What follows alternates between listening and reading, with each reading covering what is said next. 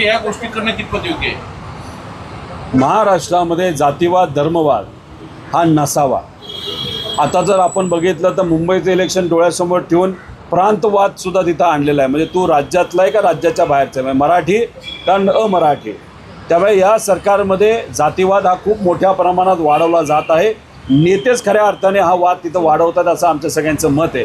हे दोन्ही आमदार एकाच पक्षाचे जे आज सत्तेत आहेत, त्यामुळे दादा या बाबतीत भूमिका काय घेतात हे बघावं लागेल. कारण दादा कधीकधी बोलून जातात की आम्ही भूमिका घेऊ, आम्ही निर्णय घेऊ, पण मग जेव्हा एक बैठक तिथं घेतली जाते त्या बैठकीत असं काय होतं की दादांना म्हणावं लागतं नाही रे ठीक आहे, जे चाललं आहे ते चालू द्या. आता दादांच्या 2-3 स्टेटमेंटवरनं असं वाटलं की बदल होणार आहे, कोकाटेंना घरी बसवलं जाणार आहे. पण आत्ता ती बैठक ज्या काय होत आहेत त्याच्यात असं दिसतंय की नाही, त्यांना घरी पाठवलं जाणार नाही.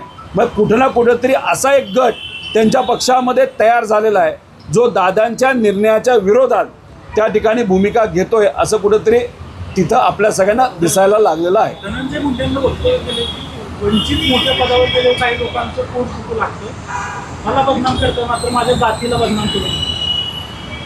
कोण कोणाला बदनाम करतंय?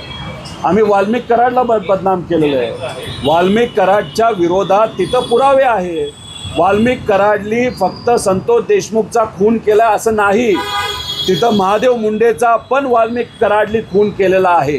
महिलांच्या बाबतीतले सुद्धा जर विषय तुम्ही काढले, फक्त एका दुसऱ्या कुठल्या तरी समाजाच्या बाबतीत त्यांनी त्या महिलांवर अन्याय नाही तर त्यांचा वापर केला असं नाही, त्यांच्याच समाजाच्या महिलांवर सुद्धा वापर तिथं केला गेला आहे. नाहीतर त्यांचा तिथं जे काही आम्हाला कळते आता त्यात शहानिशा आपल्या सर्वांना करावे लागेल.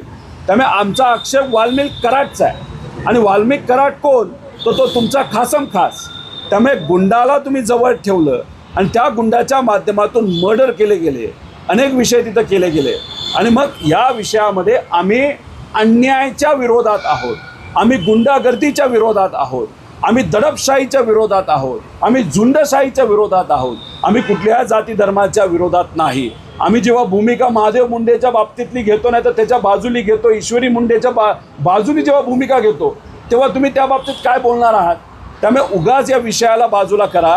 आम्हाला फक्त त्या गरीब ईश्वरी मुंडेला तिथे न्याय मिळाला पाहिजे, संतोष देशमुखच्या परिवाराला न्याय मिळाला पाहिजे, असं आमची सातत्याने भूमिका त्या ठिकाणी राहिलेली आहे. आणि त्यांच्या विरोधात कोण बोलते? आता बांगर नावाचा जो व्यक्ती ज्याचा व्हिडिओ आपण सर्वांनी बघितला, कदाचित मी जर बरोबर असेल तर, तो सुद्धा कोणाच्या विरोधात? वाल्मिक कराड.